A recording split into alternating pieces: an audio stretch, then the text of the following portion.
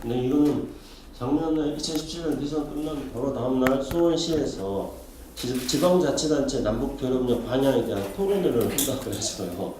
그래서 염 시장님이 주최하셔가지고 제가 그 자리에서 지방자치단체 남북교섭 방향에 대한 발제를 한 적이 있었습니다. 그래서 제가 그 자리에서 당시에 전국에서 최초로 새 정부가 출범하자마자 이런 토론회를 개최한 걸 보니까 이 지방자치단체 남북교류에 있어서 굉장히 중요한 건 자치단체 장의 의지인데 염 시장님께서는 굉장한 의지를 가지고 진행했다 하고 말씀드렸더니 토론회 끝날 때까지 그 의지를 과시하시기 위해서 깜짝하고 자리에 앉아 계시더라고요. 근데 또 이번에는 북미 정상회담을 앞두고 하루 앞두고 또 이런 자리를 만드셨는데 인생은 타이밍이라고 하지 않습니까? 그래서 타이밍 잡는 데는 아주 귀재시라는 생각이 듭니다. 아직도 계십니까? 네. 말씀하신 것처럼 이제 이번에 북미회담이 지나면은 남북 관계가 조금 더 풀릴 것이고 그렇게 된다면은 남북교섭협력도 지금의 여러 가지 제약 요건들이 조금 더 완화될 거라고 생각합니다. 그런 상황을 내다보고 미리부터 준비를 하는 게 필요하다는 생각입니다. 그런데 실제로 남북 교류가 막 되는데 대체 어떻게 해야 되는지 지방자치단체 특히 또 기초자치단체들은 어떻게 해야 되는지 이렇게 계획과 의지와 열정이 있는데 실제로는 어떻게 해야 되는지에 대해서 조금 또 막막한 점이 있다고 생각합니다. 그래서 제가 오늘 말씀드리고자 하는 것은 일단은 뭐 기본적으로 지금의 정세라든가 또 연락사무소의 업무 이런 것들 조금 설명을 드리고 그 다음에 지방자치단체, 기초자치단체에서 남북교류를 할 때 이러이러한 게 필요하겠다는 것들을 조금 말씀을 드리려고 합니다. 대선 끝나고 그때 토론회에서 제가 발제했던 것은 지방자치단체 남북교류의 의미라든가 전략과 방향 이런 것들을 중심으로 했습니다. 그런데 오늘은 그런 이야기들은 제 말씀이 끝나고 나서 우리 코레아연구원의 오정문 박사가 그런 지방자치단체 교섭력의 방향과 의미 이런 것들은 조금 보완해서 말씀을 드릴 거라고 생각하고 있습니다. 저는 그런 내용보다는 조금 실무적인 문제들을 조금 더 기술적으로 팁이 되는 그런 것들을 조금 말씀드리려고 합니다. 물론 그렇게 제가 말씀드려도 충분한 설명은 되지 않을 겁니다. 구체적이지 않을 수도 있습니다. 모두 다 사정이 다르기 때문이죠. 그래서 좀 더 구체적인 것들은 제안이라든가 여러 가지 질문이라든가 의견을 제 말씀이 끝나고 나서 제시해 주신다면은 그때 답변과 토론 과정을 통해서 조금 더 구체화시켜 나가는 걸로 진행하도록 하겠습니다. 우선 시작에 앞서서 어제 대통령께서 신한반도 체제를 말씀하셨습니다. 그리고 아마도 3.1절 연설에서 신한반도 체제를 좀 구체적으로 말씀드렸을 것 같습니다. 그래서 그 신한반도 체제라는 것은 이제 이 정부 들어와서 신경제 구상, 신북방 정책, 신남방 정책 이런 것들을 그동안에 쭉 제시를 했습니다. 하지만 신경제 구상이라든가 신북방, 신남방 이러한 것들이 지금의 북한 핵 문제를 비롯하여 북한에 대한 경제적 제재가 이미 국제적인 내심이 되기 때문에 이러한 외부적인 요소에 의해서 많이 진행되지 못했습니다. 그래서 이러한 신경제 또는 신북방, 신남방의 개념을 다 아우르면서 우리가 앞으로 나아가야 될 3.1운동 100주년을 맞이해서 우리가 나아가야 될 방향을 제시하는 게 신한반도 체제라고 생각합니다. 문재인 정부는 촛불 시민들의 의지에 의해서 모든 분들이 다 아시다시피 탄생한 정부입니다. 그랬을 때 촛불 시민들이 담고 있었던 열망은 적폐청산과 새로운 대한민국 건설이었습니다. 그래서 신한반도 체제는 새로운 대한민국이 어떤 방향으로 나갈 것인지에 대한 대한민국의 미래 비전을 제시하는 게 될 거라고 생각하고 있습니다. 그래서 신경제라든가 신남방, 신북방 또는 신한반도 체제라는 어떤 정책 과제들이 모두 다 신자를 앞에 달고 있는 것은 바로 새로운 대한민국 건설이라는 그런 염원을 반영한 구상이기 때문이라고 생각합니다.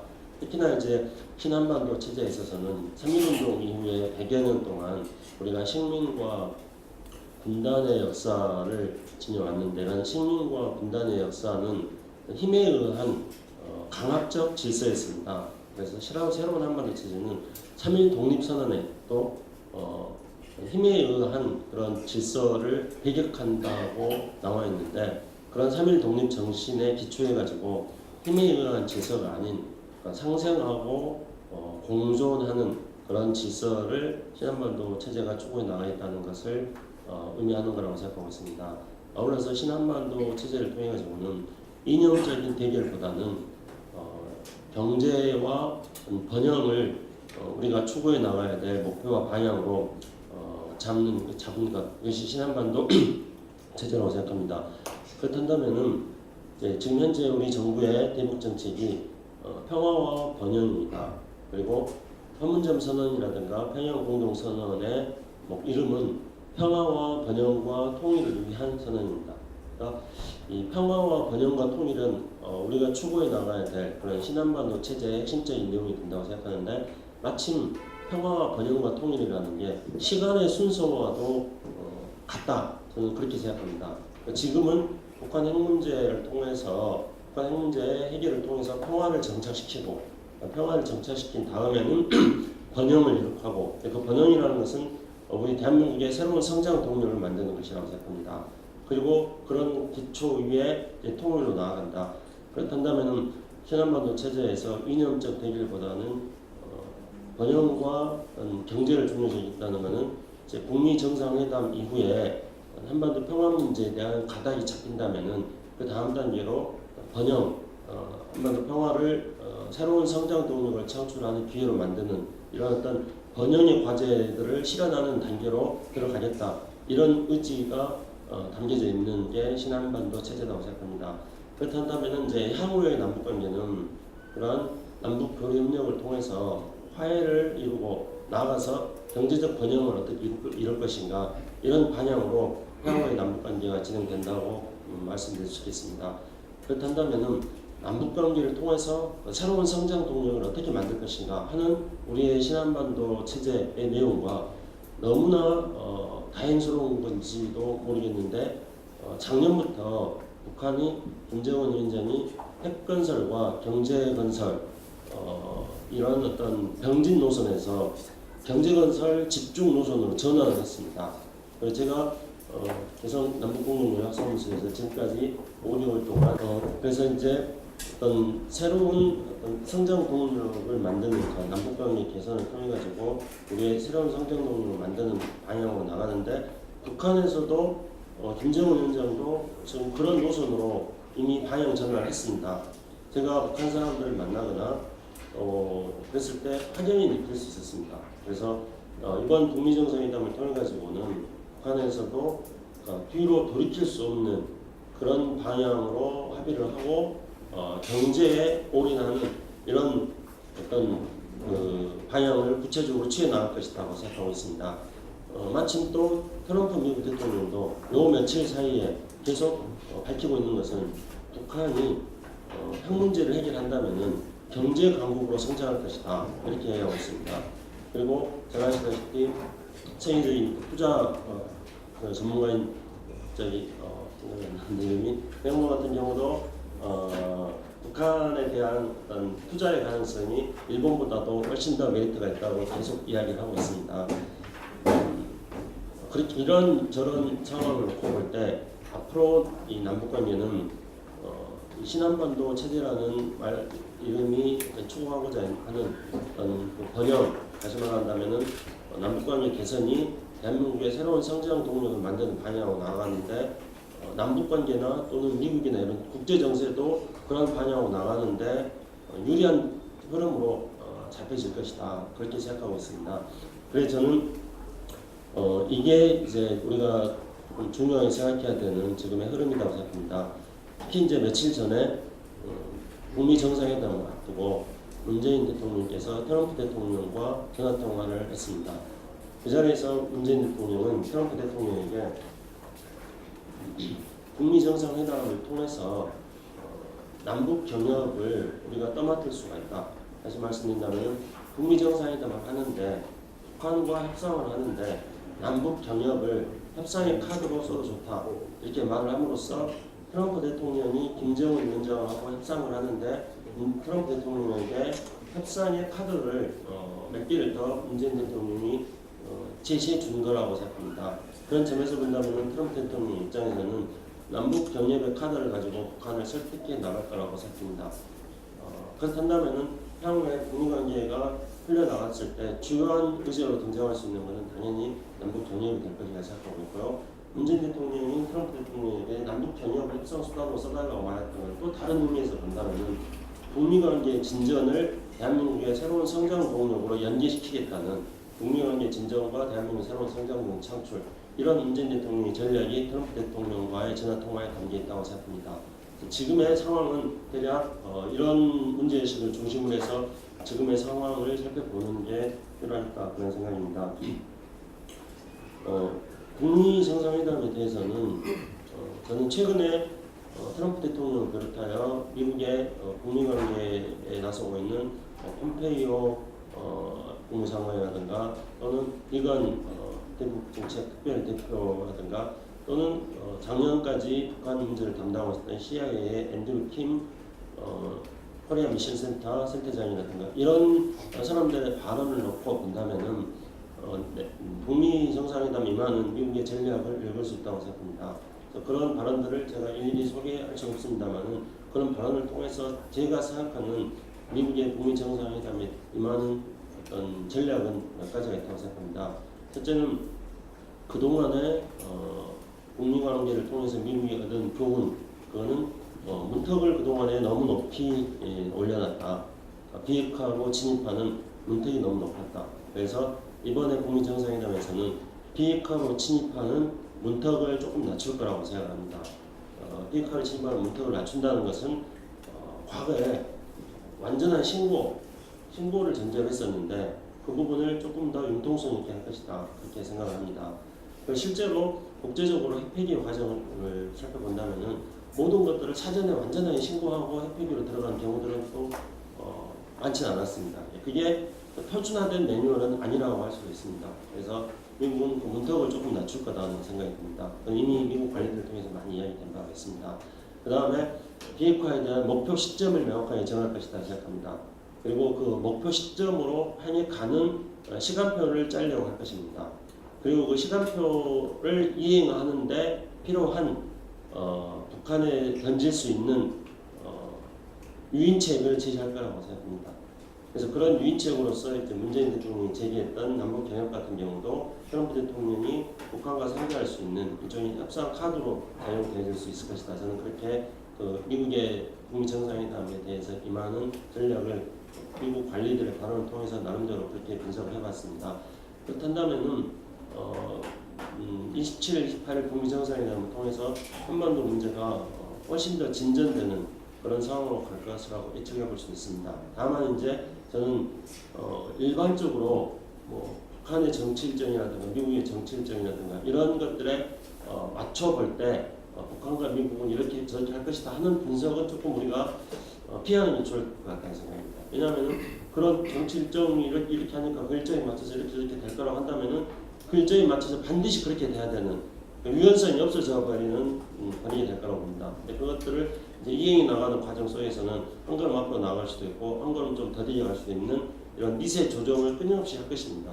그렇기 때문에 정해진 시간에 어떤 정책 일정에 맞춰서 어디까지 간다 이런 방향으로는 되지 않을 것이다. 끊임없는 미세 조정을 할 것이다. 그렇게 생각을 합니다. 그래서 이제 북미 정상회담 이후에 그러면 이제 민간 남북 결혼 어떻게 할 것인가 이런 게 이제 구체적인 과제로 던져집니다. 그것들을 말씀드리기 전에 이제 그러면 남북 연락 사무소의 어떤 기능과 역할은 뭔가 이런 것들을 말씀을 드리는 게 여러 참석하신 여러 지방자치단체에서 오신 단체장님들에게 도움이 될 거라는 생각입니다. 저희들이 이제 직원들이 약간의 조금 여담으로 북미 정상회담에서 북미 간에 서울, 평양과 워싱턴에 연락사무소를 차리면은 개성에 있는 우리 남북 공동 연락사무소를 어떻게 해야 될 것인가 그런 이야기들에 대해서 그냥 여담으로 이야기를 조금 주고받았습니다. 그런데 서울에 나와봤더니 실제로 많은 사람들이 그런 문제를 던지는 거예요. 평양과 워싱턴에 북미가 연락사무소 만약에 북미 정상회담에서 세우기로 한다면은 아니 우리는 개성이 있으면은 북미 사이에 뒤쫓아가는 것 아니냐. 그러니까 남북공동 연락사무소도 평양으로 옮겨라 이러는 거예요. 그래서 이거 그냥 우리가 여담을 해봤는데 이거 말이 씨가 되나? 우리 정말 평양으로 가야 되나? 그래서 평양으로 가는 것에 대해서 또 굉장히 환영하는 분들도 있는데 또 갑작스럽게 평양으로 가게 되면 어떡하지? 이렇게 또 걱정하는 분들도 있고요. 그리고 또 우리가 실제로 그 공동 연락사무소를 하면서 북한하고 연락사무소 운영에 대해서 협상했던 실질적인 경험이 많이 있으니까 우리가 평양으로 가서 미국 사람들에게 연락사무소 운영의 노하우에 대해서 조금 더 코치를 해줘야 되지 않을까 뭐 그렇게 이야기하는 사람도 있고요. 어쨌든 이제 연락사무소는 적대 국가들 사이에서 신뢰를 구축하기 위한 첫 단계로서 연락사무소가 필요하다는 게 이번에 북미 사이에서도 합의가 됐다고 확인이 됐다고 생각합니다. 실제로 연락사무소를 둘지 안 둘지는 아직 모르겠습니다만 적어도 그런 것들이 제기가 되고 있는 것에 비춰볼 때 적대 국가 사이에서의 관계 개선을 하는데 첫걸음으로서 연락사무소가 필요하고 하는 것은 이미 이제 확인이 되고 있다고 봅니다. 그래서 우리 정부도 역대 정부가 전두환 정부부터 그 이후에 노태우 정부, 김영삼 정부, 김대중 정부, 이명박 정부까지 모두가 다 남북 연락사무소를 북측에 제안을 했습니다. 근데 저는 이제 박근혜 정부만 제안 안 한 줄 알았습니다. 근데 제가 자료를 찾아보니까 최근에 발견한 건데 내부 자료들을 검토하는 중에 박근혜 정부도 북한에 남북 연락사무소를 제안하려고 구체적인 계획을 다 가지고 있었더라고요. 그런데 이제 상황 때문에 제안을 못했던 겁니다. 그러니까 남북 연락사무소는 우리 역대 정부가 남북 관계에 있어서의 신뢰 구축을 위한 첫 걸음으로서 연락사무소를 제안을 하려고 했으나 그것이 실현이 되지 않았습니다. 그런데 이번에 이제 처음으로 연락사무소가 만들어진 것입니다.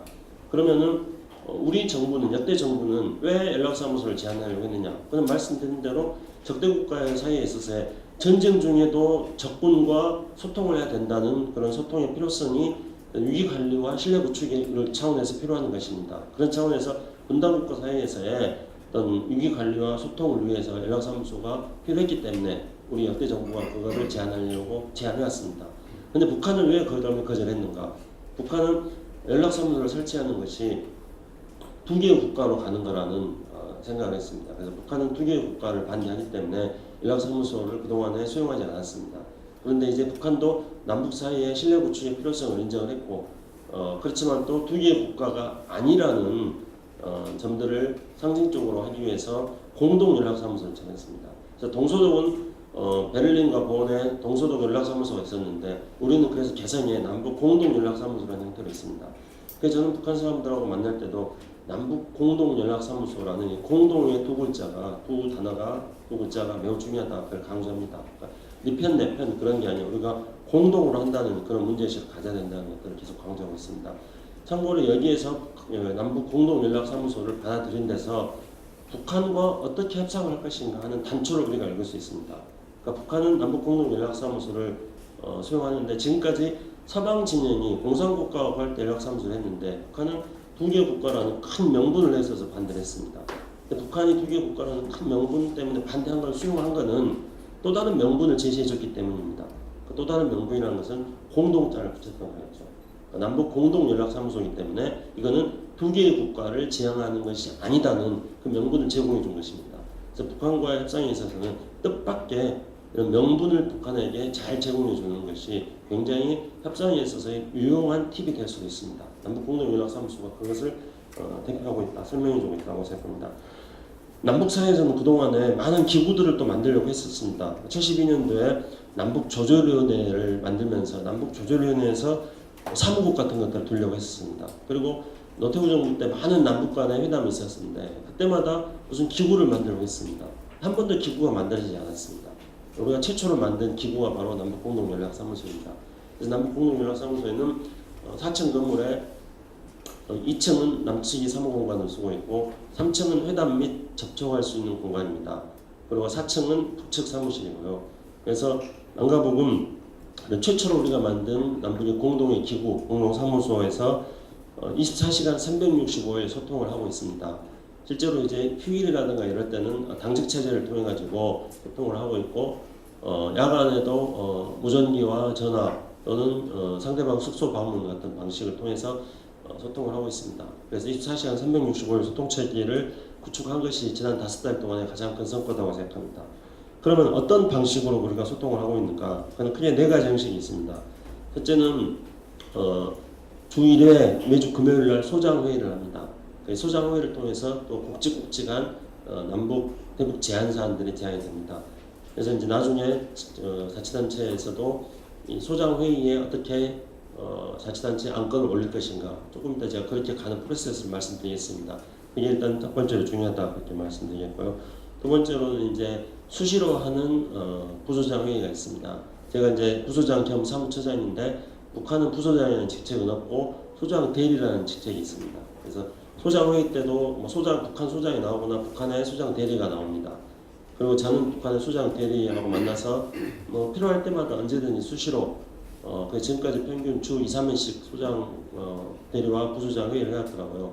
근데 저는 소장 회의 때 논의됐던 거라든가 뭐 일반적인 특정한 의제를 정하지 않고 필요한 일 있으면 수시로 만나서 의견을 나눕니다.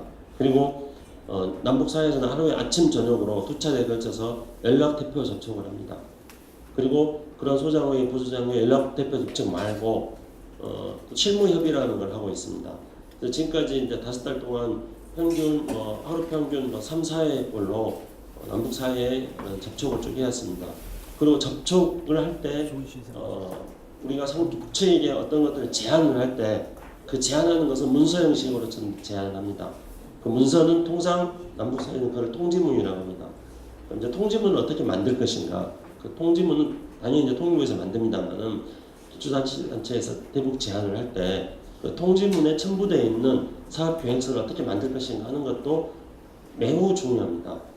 그래서 그것도 조금 이따가 제가 말씀드리도록 하겠습니다. 어쨌든 우리는 이런 4가지 방식으로 북측과 접촉을 하고 있습니다. 따라서 기초자치단체, 지방자치단체에서 대북 제안을 한다면 이런 4가지 북한과의 접촉 방식을 통해서 전달될 겁니다.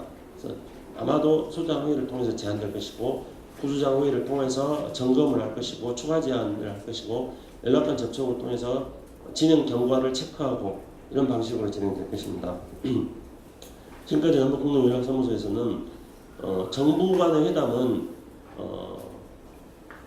정상회담과 군사회담을 제외한 모든 것들은 정부 간 회담은 당권 회담은 공동연락사무소를 통해서 진행됐습니다. 그래서 철도, 도로, 항공, 그다음에 체육, 보건, 의료, 산림, 통신 이렇게 7가지 분야로 지금까지 남북 회담이 공동연락사무소를 통해서 진행되어 왔습니다. 그리고 작년 10월달에 평양에 있었던 14선언 기념행사, 그리고 작년 10월 26일날 있었던 개성에서 있었던 남북한 철도 착공식, 이런 남북한의 굵직굵직한 행사도 남북공동연락사무소를 통해서 구축하고 협상을 합니다.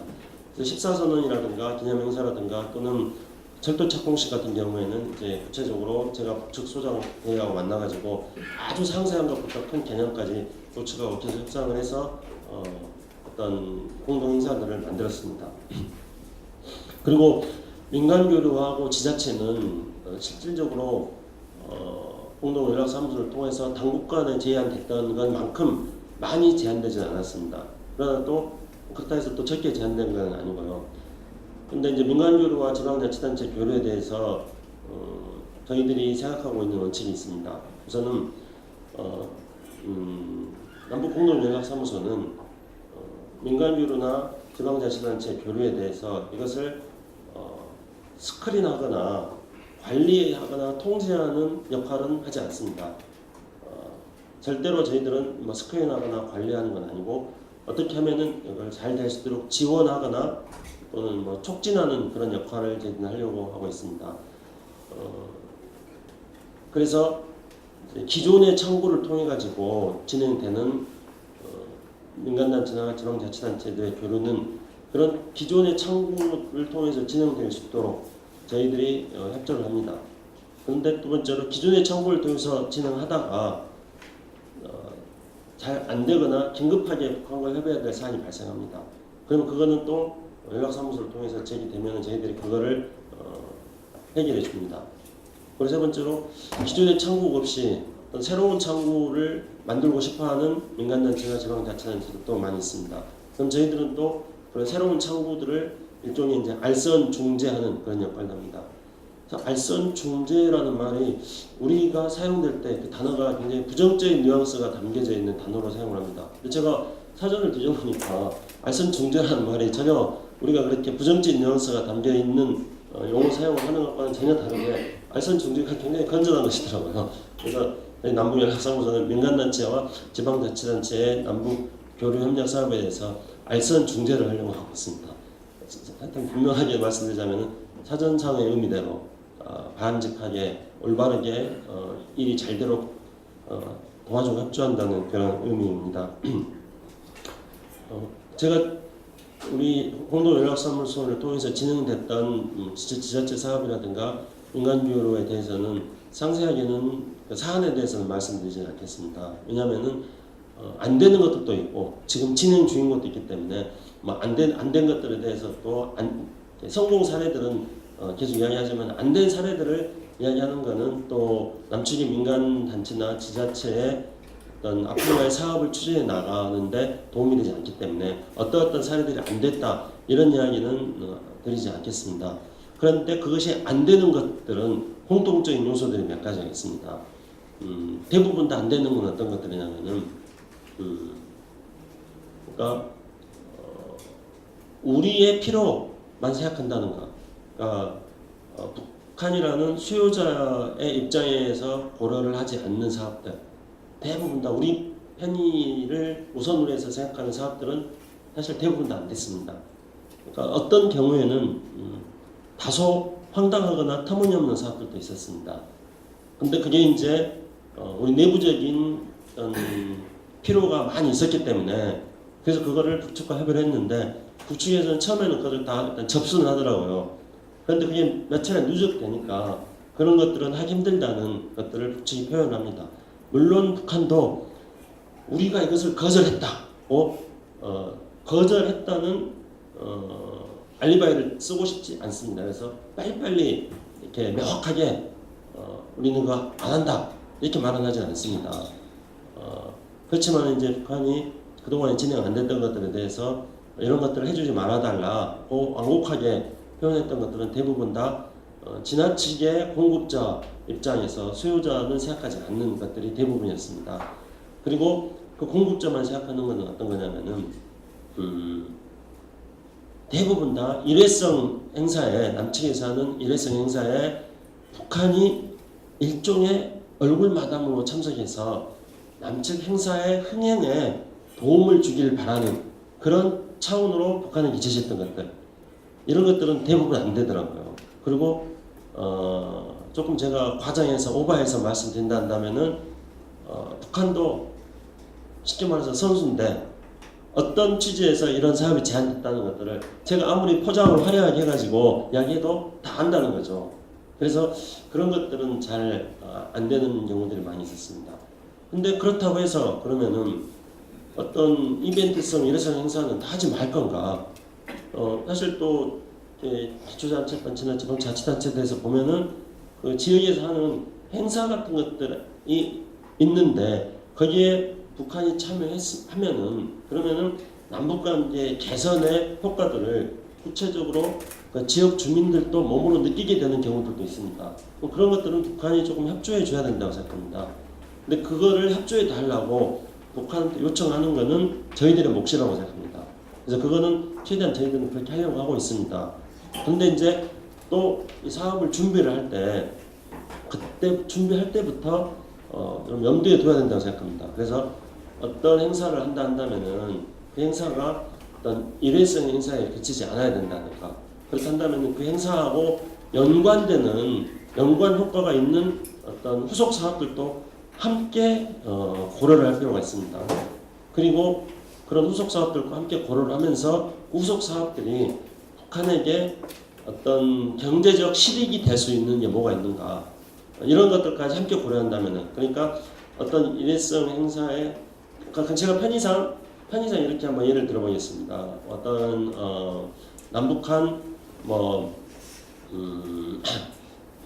새로운 뭐 어떤 전자통신 국제 상황에 대한 남북 학술 회의, 만약에 이제 타칭제가 이런 걸 만약에 한다, 어떤 지자체가 그 어떤 산업이 어떤 지자체에서 특화되어 있는 산업이기 때문에 그런 것과 연관된 학술 회의를 한다. 근데 이 학술 회의 하는데 북한이 참석해달라. 그러면 흥행에 성공할 수 있거든요. 관심을 끄니까.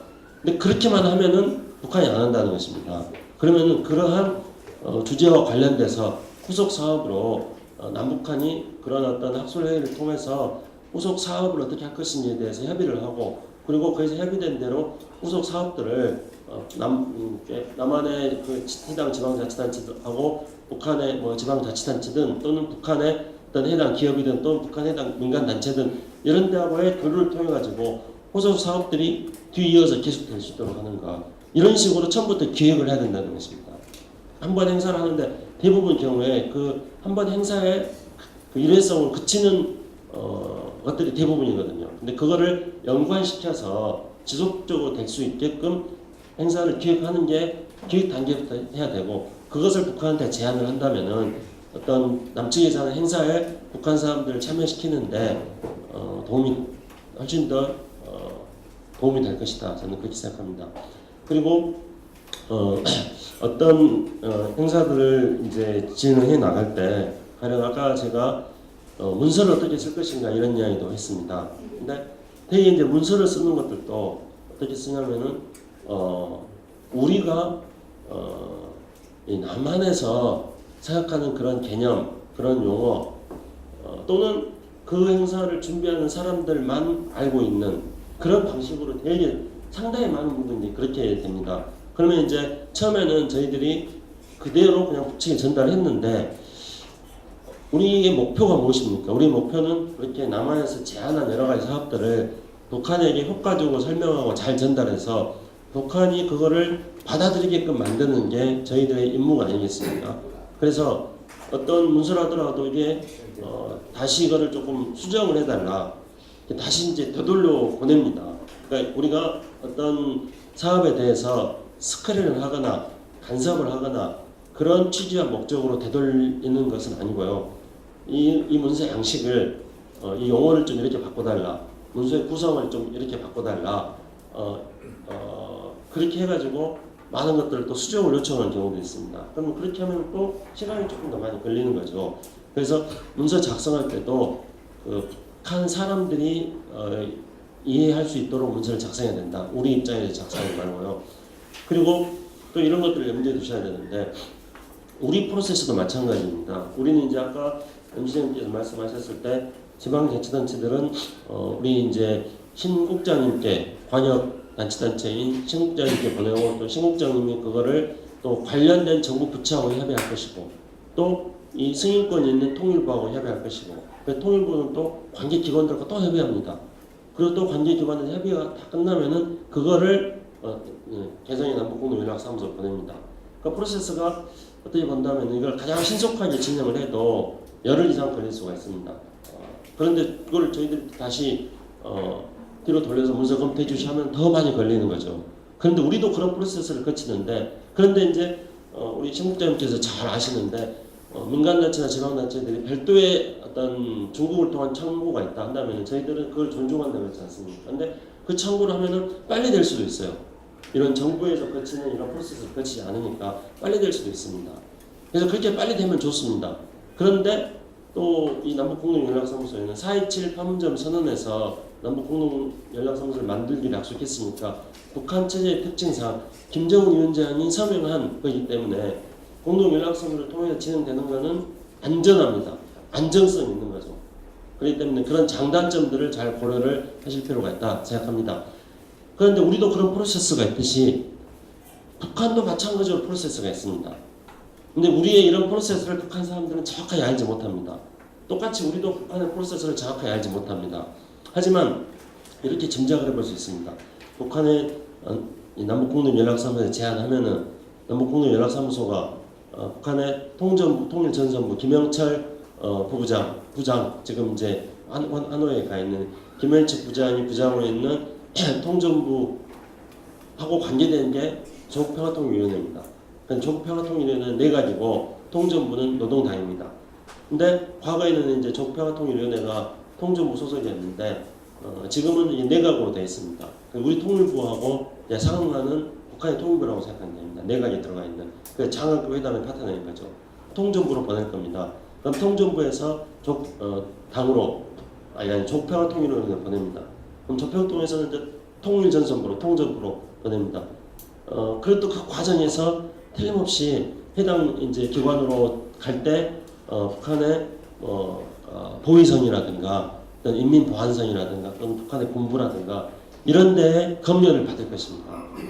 그러니까 북한도 우리 못지않게 우리는 어떻게 보면은 이제 민간이나 지자체에서 북한하고 직접 청구를 통해서 할 수도 있다고 하지 않았습니까? 근데 그렇게 한 거라 하더라도 그게 북한 내부에서는 그런 프로세스를 다 거쳐야 됩니다.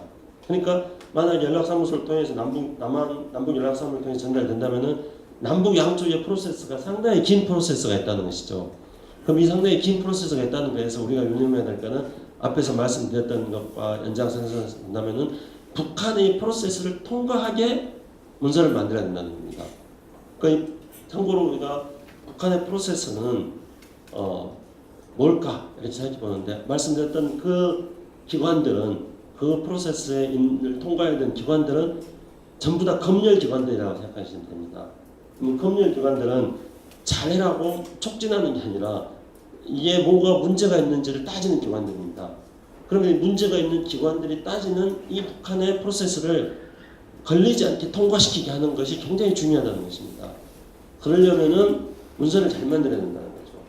그 문서를 잘 만드는 것은 아까도 말씀드렸듯이 기획을 잘하는 게 필요합니다. 그래서 그게 절대 일회성 그런 것들이 아니고 뭔가 좀 지속적이어야 되는 것이고 그리고 남북이 어떻게 하면 공동의 이익이 되는 것인가 이런 것들을 고려해야 되는 것이고 그 다음에 아까 제가 말씀드렸듯이 남북 공동연락사무소라는 그것이 북한이 반대했는데 이게 이제 설립되는 과정에서 말했듯이 명분이라고 하지 않습니까? 그러면 또 명분을 또 어떻게 그 기획서에다가 북한한테 전달하는 사업 계획서에다가 명분을 어떻게 잘 담을 것인가? 그 명분을 잘 담는 데 있어서 매우 중요한 것은 4.27 선언과 평양 공동선언의 정신이 이러이러한 것들을 통해서 구체화되고 있다고 명분을 잘 만드는 것 이런 것들도 매우 중요합니다. 또 비교적 심플하게 해야 된다는 것들 이런 것들 그리고 그런 것들은 이제 통일부나 또는 우리 남북공동연락사무소에서 저희들이 그런 것들은 이제 컨설팅을 해드릴 수도 있다 그렇게 생각을 합니다. 그러면은 이제 그런 어떤 좀 팁 같은 거라고 생각합니다만은 어쨌든 이 프로세스를 거쳐야 된다 한다면은 충분한 기간이 또 필요하다고 생각합니다. 그래서 기획을 하고 가급적이면 기획을 할 때부터 통일부하고 협의하고 그리고 그래야지 이 나만의 프로세스를 우리가 나만의 프로세스를 생략하고 바로 남북 공동 연락사무소로 제가 염시장님이 남북 문재인 정부 출범한 바로 다음 날 지방자치단체 남북 교류협력에 대한 토론을 개최하셨고 북미 정상회담 하기 하루 전날 이렇게 하셨고 이런 이유 때문에 염시장님 저한테 하나 주십시오. 그럼 제가 하겠습니다. 그렇게 못한다는 것입니다. 저는 그 프로세스를 거쳐야 된다는 것이에요. 그리고 그러면은 이 프로세스를 어떻게 신속하게 거칠 것인가 또는 통과할 것인가 이것도 매우 중요한 것입니다. 북한의 프로세스의 통과도 중요하고 남한의 프로세스의 통과도 중요하고 그래서 일단은 이 프로세스를 통과하려면은 충분한 시간을 가져야 된다. 사전에 조금 협의도 필요하다. 이런 것들을 말씀드리고 싶습니다. 이게 이제 어떻게 보면은 뻔한 이야기일 수도 있지만은 프로세스에 대한 안내라고 생각합니다. 그런 프로세스를 잘 지키는 것이 오히려 안전하고 효과적으로 할 수 있는 길이다. 저는 그렇게 생각합니다. 다만 이제 저는 제가 여기서 이제 우리 수원시나 또는 경기도 우리 이제 신명수 국장님이나 또 이 자리에 참석해 주신 분이 저한테 이제 이러이러한 구상을 하고 있다면은 제가 그런 것들에 대해서 깎고 다듬고 이런 어떤 의견도 드리면서 또 제가 도와드릴 수 있는 거는 이제 통일부 담당하시는 분들하고 이야기를 해서 이 지자체에서 이런 의미를 하고 있는 거니까 이거에 대해서는 잘 좀 협조 좀 해주십시오. 이렇게 제가 말씀드릴 수 있는 정도 제가 해드릴 수 있는 거는 그리고 그게 이제 또 그 프로세스를 거쳐서 개성 남북공동연락사무소로 오면은 그때는 이제 제가 제 권한 범위에서 북한하고 협상을 할 때 이거는 말이야 이런저런 의미가 있어. 이 문서에 깊이 있게 그런 것까지 다 표현이 안 돼 있지만 내가 이 지자체 분들하고 이런 거에 대해서 충분히 검토를 했고 그래서 이러이러한 목적으로 이러이러하게 진행시켜 나가기 위해서 이 사업을 제안한 것이니까 이거에 대해서 북측에 해당 기관이 이 취지를 잘 이해할 수 있도록 잘 좀 전달해달라, 잘 좀 설명해달라 이런 것들은 또 제가 할 수 있는 것입니다. 그래서 저는 그런 부분에서 제가 할 수 있는 것들에 대해서 저는 이 지자체에서 저에게 협조 요청이 들어온다면은 저는 최선의 노력을 다하겠습니다. 하지만 또 말씀드렸듯이 남측의 프로세스 또 북측의 프로세스 이런 것들을 이 프로세스를 잘 진행할 수 있도록 교육하는 단계부터 또 지자체에서 염두에 둬야 된다. 저는 그렇게 생각합니다. 그리고 이제 무엇보다도 그런 어떤 이 사업이 지속성 있게 계속 되려면은 이제 저는 시간표를 짜는 게 필요하겠다 그런 생각도 해봅니다. 북한 사람들하고 계속 만나서 이야기 보면서요. 그러니까 지금 안 되는 가장 중요한 문제는 저는 이제 북한 사람들하고 할 때 뭐 이렇게 제재 때문에 안 된다 이런 말은 절대 하지 않습니다. 북한 사람들 다 알고 그렇지만 선수끼리 그런 얘기 절대 안 하는 거죠. 그래서 우리가 뭐 제재 때문에 안 된다 어쩐다 그렇게 말하는 순간 그 제재 때문에 안 되는 프레임에 우리 스스로가 저는 걸려 들어간다고 생각합니다. 그래서 그걸 안 된다고 그렇게 생각하지 마시고 우리가 시간표를 짜는 게 필요하다는 거죠. 그래서 예를 들어서 이제 만약에 A라는 사업을 한다 그러면은 A라는 사업의 1년 시간표를 짜는 게 필요하다는 생각입니다. 1년 시간표를 짜고 그 시간표를 짜는 방법은 여러 가지가 있을 수 있겠습니다. 시간표를 짤 때 예를 들어 저는 그 사업을 잘게 쪼개는 게 필요하다는 생각합니다. 계획서상 잘게 쪼개고 그래서 큰 덩어리 하나를 가지고 하려고 그러면은 잘 안 될 수가 있다는 겁니다.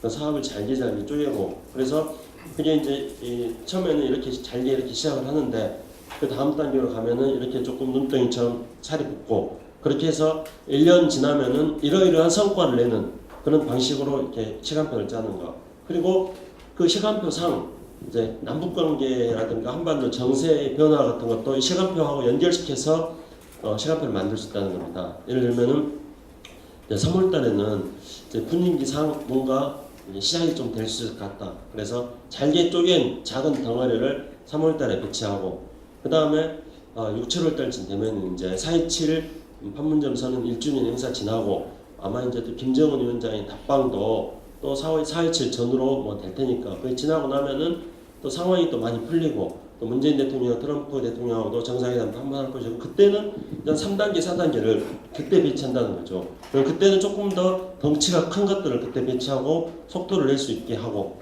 그리고 뭐 11월 달이나 때쯤 되면은 뭔가 좀 성과 결실이 맺도록 하고 그렇게 시간표를 짜서 배치를 하다가 행사가 있다면 그 행사를 처음에 배치할 수도 있고 중간에 배치할 수도 있고요. 어떤 행사가 있으면 아까 청소년 그런 것도 그 하나만 하면은 제가 계속 말씀했습니다만 그 하나만 하시지 말았으면 좋겠다. 그걸 앞뒤로 여러 가지 연계되는 것도 배치하고 시간표를 짜서 그걸 쭉 연속적인 사업을 하면서 중간에다가 청소년 교류 같은 것도 하고 후속 작업으로 뭐뭐뭐를 다 기획을 하고 그렇게 쭉 하면은 어떨까 그렇게 생각을 합니다. 다시 말씀드리자면은 큰 덩어리 하나로 사업을 구성하지 마시고 잘게 쪼개고 그냥 시간표를 짜고 시간표를 짜는 데는 경중을 따져서 배치를 하고 그다음에 정세의 변화를 고려해서 또 사업들을 배치하고 그렇게 되면은 이제 일 진행이 나가는데 훨씬 수월할 거라 생각합니다. 그런데 지금까지 우리 공동연락사무를 통해서 전달해왔던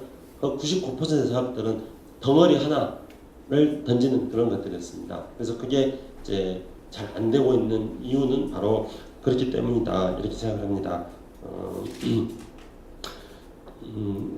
그리고 이제 어떤 당연히 이제 지방자치단체들에서 지방자치단체들의 어떤 그 고유한 성격 있는 의제들을 개발할 거라고 생각합니다.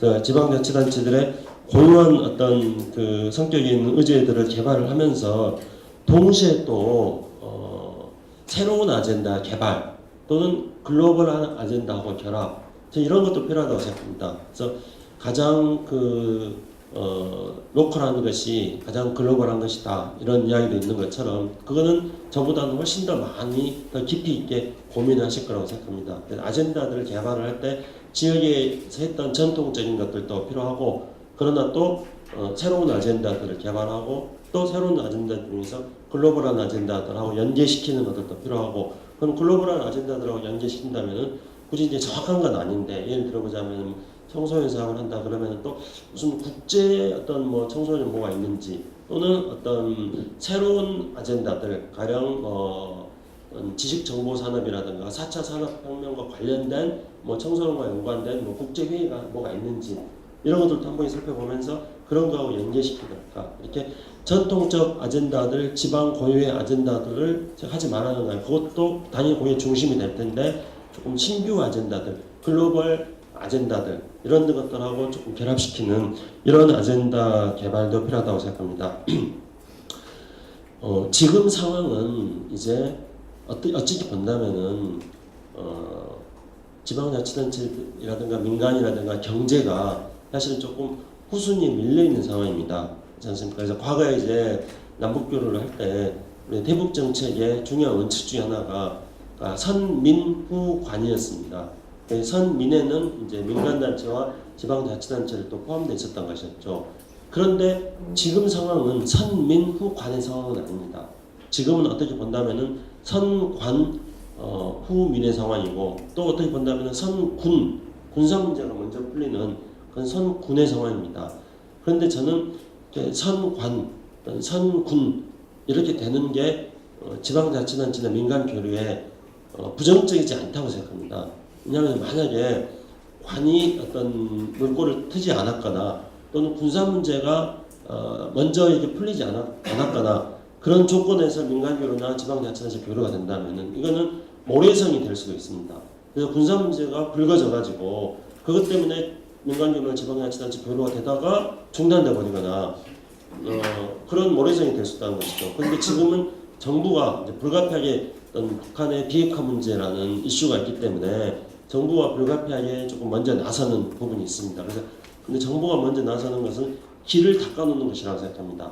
또 군사가 나서가지고 지금 비무장지대의 어떤 집비 철거라든가 또는 서해 공동 구역 관리라든가 이런 것들 지금 군사가 하고 있지 않습니까? 그래서 군사적 신뢰 구축이 되는 것은 오히려 민간이나 지방자치단체들의 남북 교류를 하기 전 단계로서 관과 군사가 나서서 길을 닦아놓는 거다. 이런 개념으로 지금이야 잘 안 되니까 조금 답답하게 생각할 수 있는 그런 심정은 저는 충분히 이해합니다. 그렇지만은 그거를 좀 답답하게 생각하신다기보다는 선관 또는 선군의 이런 상황이 길 닦는 작업이다 생각하고 길은 지금 많이 닦아져 있다고 생각합니다. 그렇기 때문에 이런 어떤 그 선관 또는 선군의 상황이 민간이나 지자체에 대한 어떤 배제라든가 또는 어떤 스크린이라든가 이런 게 아니라는 점 이게 길 닦는 작업이다 생각하시고 제가 말씀드렸던 몇 가지 그런 방법, 팁 이런 것들을 가지고 지금 구상하고 계시는 것들에 접목시켜서 사업들을 조금 구체화시켜서 제가 말씀드렸던 프로세스대로 진행을 시켜 주신다면은 제가 할 수 있는 제 권한 범위 내에서는 이 자리에 참석하셨던 여러 자치단체 장인분께 제시하는 것들은 제가 최대한 협조를 해드리도록 약속을 드리면서 제 발제를 마치도록 하겠습니다. 네, 감사합니다. 네, 감사합니다.